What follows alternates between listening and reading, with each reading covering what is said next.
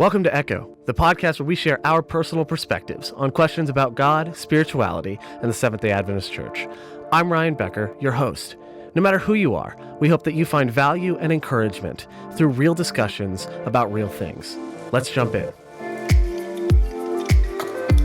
Echo.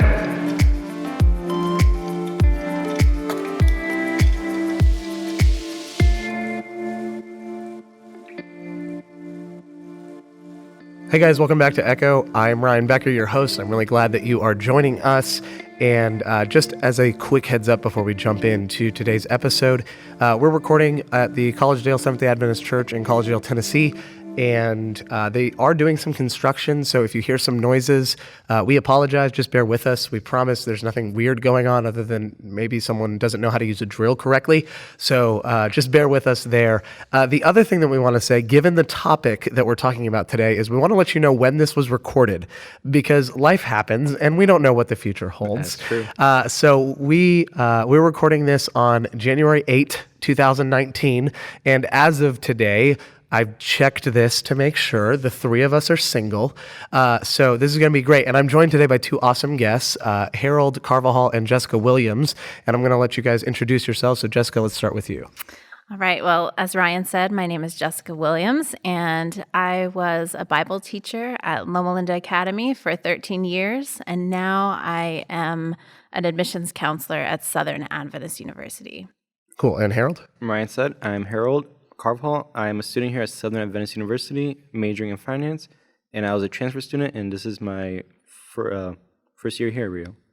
Gotcha. Awesome. So the reason we gave this disclaimer is, life does happen, and maybe when we don't know exactly when this episode will release, and who knows, love happens when you least expect it, and it would be really awkward if one of us was listening to this, or, the person we were dating was listening to this, and went, oh, so you're single, huh? That's, but see, for me, it's going to be much harder to find that because, and this is a fun fact that I love telling people, you guys will get a kick out of this, I promise.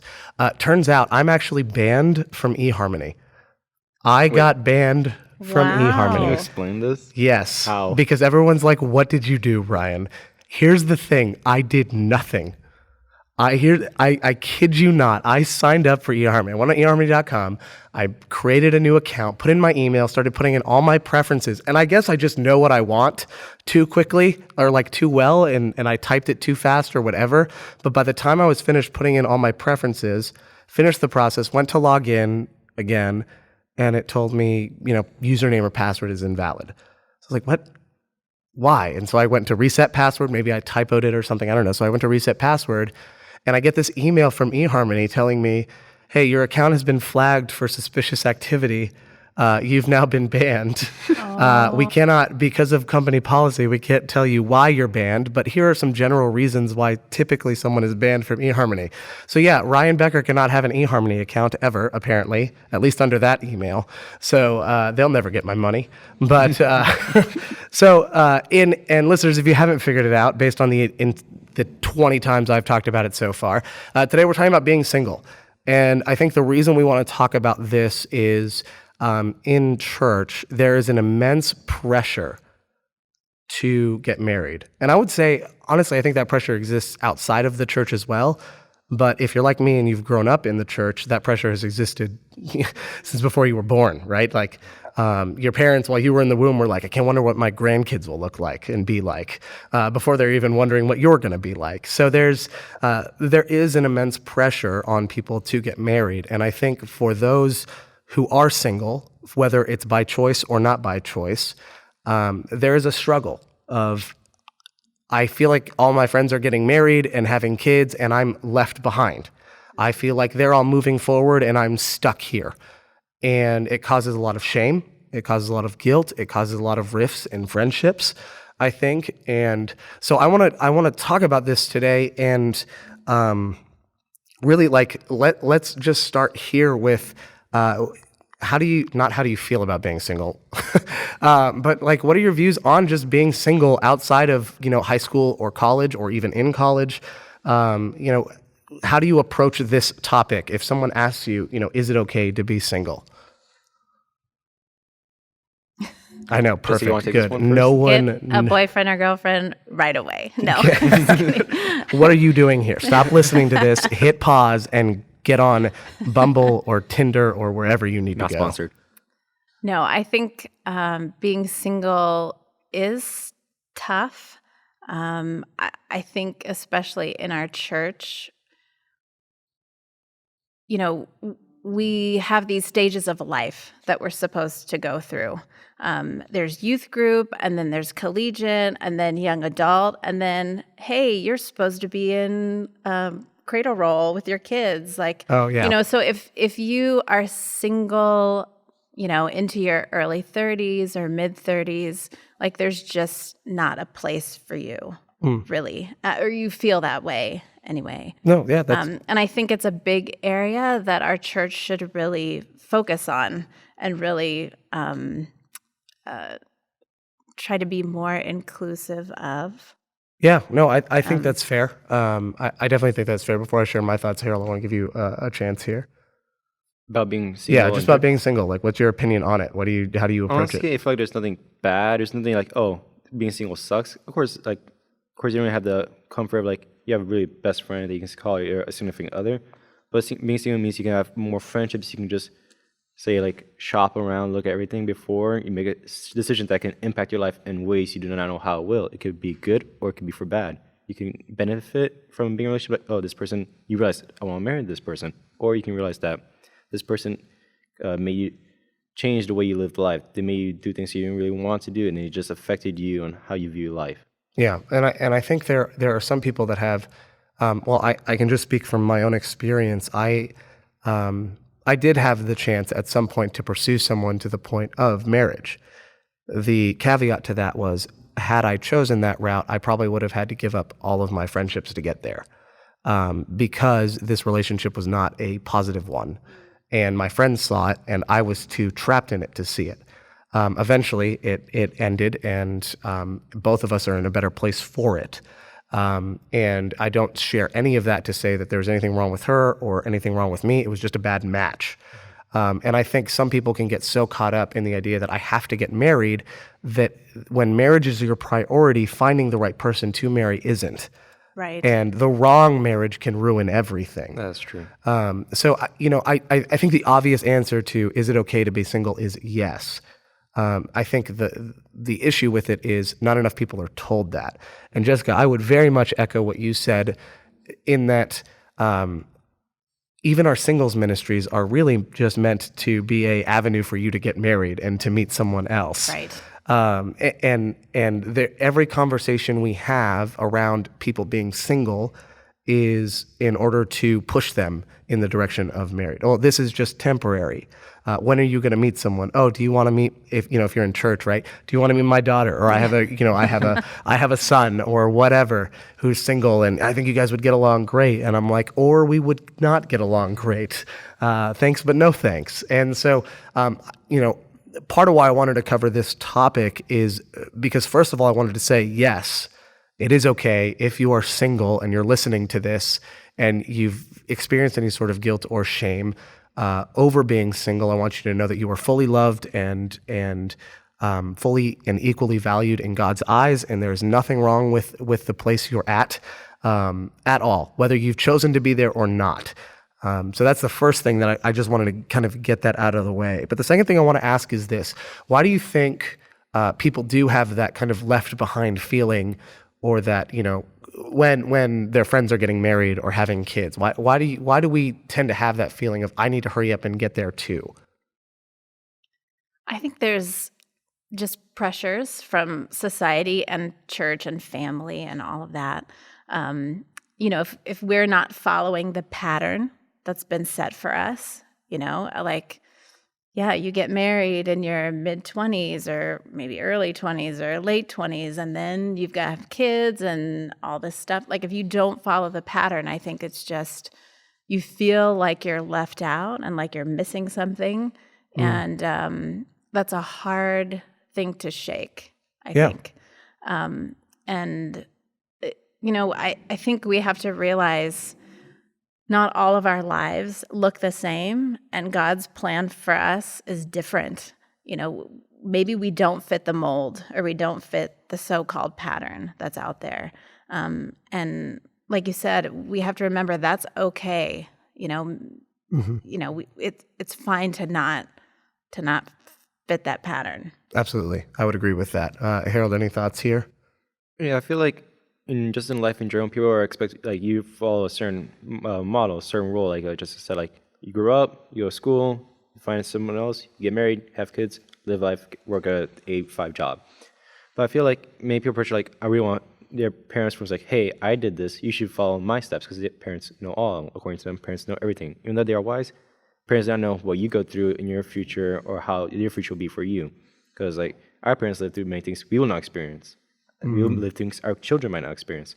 So parents want you to be like them, but also want you to be the best. So they want you to be like like a weird mixture of yourself, but of them. So it's really awkward.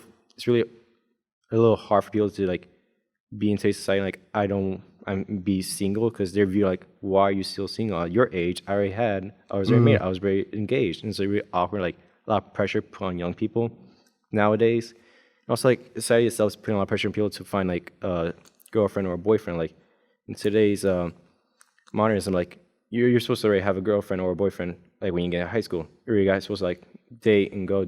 Like that's something that society today views normal, like not something that you should experience. Like, oh, you're single? Why are you single? That's something that's like not frowned upon. It's like it's just strange to other people. That's an interesting point too. So there's two things that I think of when you say that. The first thing I think of is Hallmark Christmas movies, and the reason I think of Hallmark Christmas movies is they are guilty of something that, and as great as they are, and as many people watch them. In fact, I saw a shirt once that said, "This is my Hallmark Christmas movie watching shirt." And there's a whole culture built around Hallmark Christmas movies. And there's nothing wrong with them in general. The problem that I have with them is they tend to romanticize the grand gesture. And they give us false expectations of what a relationship should be like, or even what Christmas should be like, right? And where that leads me to then in the second thought is, whoever said that I have to do these things, right? Whoever said that I had to grow up, follow this certain path, get married by this certain age, and have a kid by this certain age? Who decided that? I feel like we get to decide that for ourselves. It's our future. But when we buy into that is the timeline, or that's the road you have to follow, then yeah, when you see everyone else following it, like you said, Jessica, you're like, oh, well, have I done something wrong? Unmet expectations. Yeah. And those are so disappointing. Absolutely. And I think, and we're the harshest on ourselves. Like we are our worst critic. Absolutely. And you begin to wonder, is there something wrong with me that I couldn't get married by this point, or that no one wants to date me at this point, or whatever, right? I know I've had that a lot. I've wondered, is there something terribly wrong with me? There is, but it's not necessarily because of that. That's just me being me.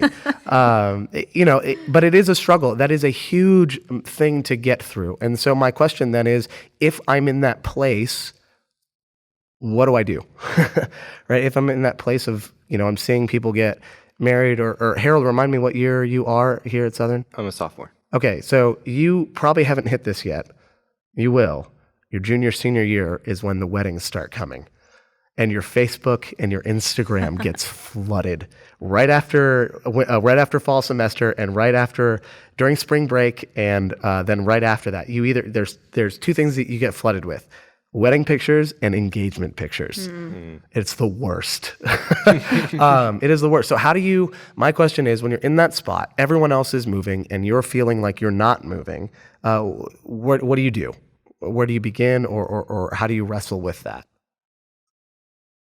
I think for me, your attitude is really important. Some days are hard when you're sitting in that baby shower, when you get that wedding invitation in the mail. It's like, oh, my life. Yep. But there was something that was really life-changing for me that I experienced about 6 years ago. I was actually reading a blog, and the blog entry was, I won't wait anymore. Or I don't want to wait anymore. I don't wait anymore. That's what it is.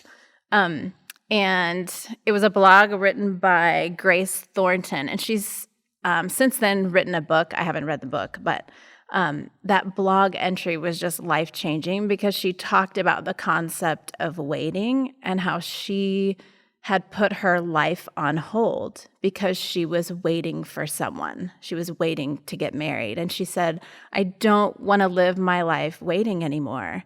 And I thought, wow, that's what I've been doing. Like, I have been putting my life on hold because I was waiting for someone. For example, I had a day bed, a single bed from the time I was in 8th grade till I was 30. And Whoa. I know. And my friends were like, why don't you get a queen size bed? Like, come on, you do not need to. And I was like, I mean, I don't need it. Like, it's just me. That's more money that I don't need to spend or whatever. But in my mind, I was thinking, well, I'll just wait until I get married. Or like to take that trip to Greece that I always wanted to take. Oh, that sounds like something that would be good for a honeymoon. I'll just wait, or, even like, oh, I want to buy that blender. Nah, I'll just put it on my gift registry when I get married. Like, I was putting my life on hold because I was waiting for someone. And when I read her blog, as well as there were a couple other things that happened at the same time or around the same time, I felt like God was saying to me, Jessica, I've given you life. Live it.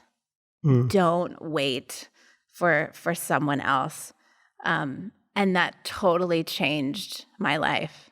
I bought a queen size bed. I love it. No, but I think more so if I were to reach the end of my life and look back and see that I have missed out on opportunities and not taken advantage of things that were presented to me, I would feel awful. I mean, that I just set my life aside.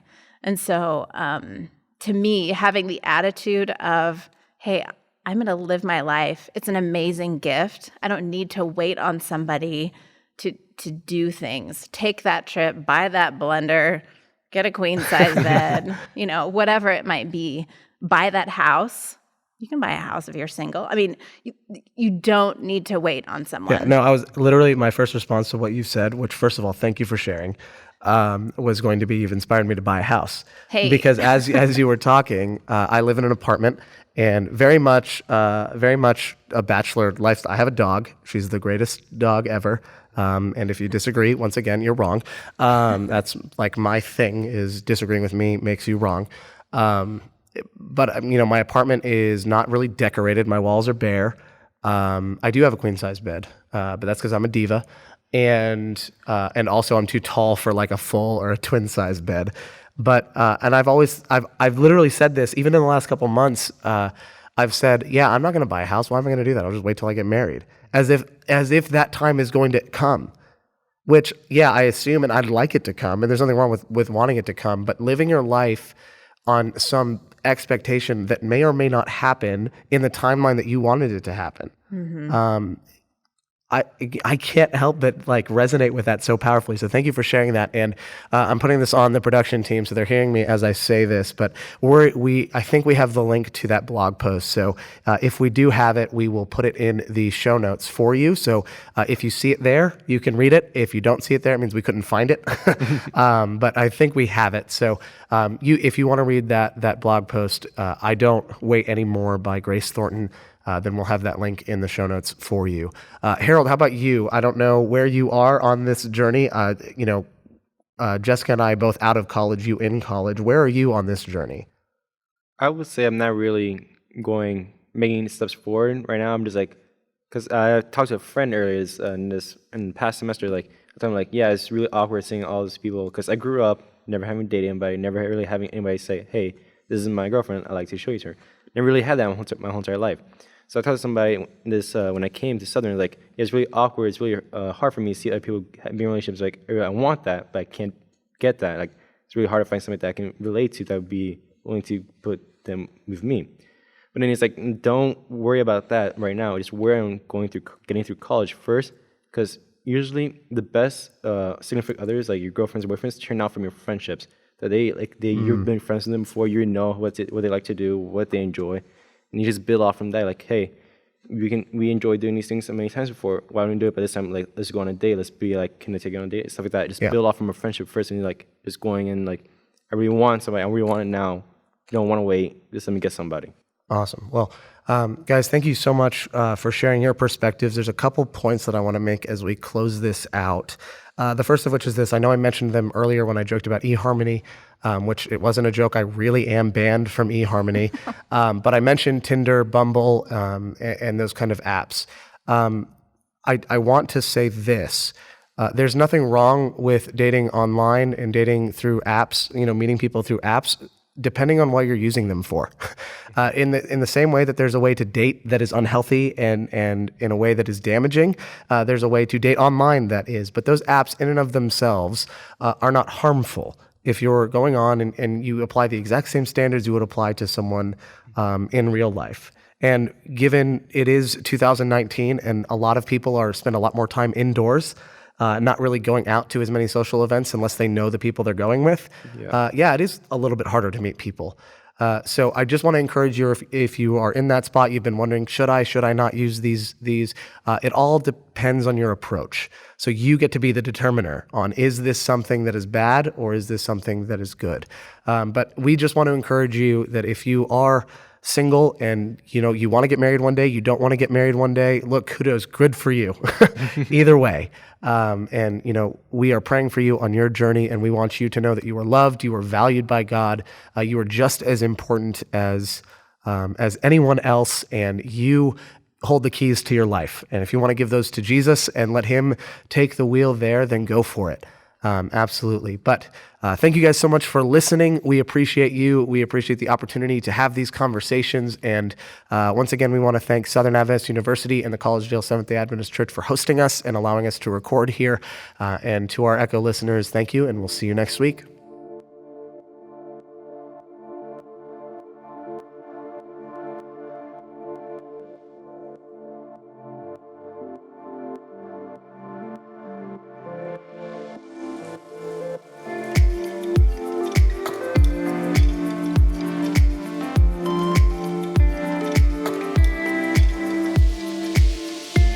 Hey guys, thanks so much for listening to this episode of Echo. We hope you enjoyed it. To stay up to date with new episodes as we release them, and for more awesome content from Project Refresh, a ministry of the Carolina Conference of the Seventh-day Adventist Church, then go ahead and hit that subscribe button below. And don't forget to like and leave a comment.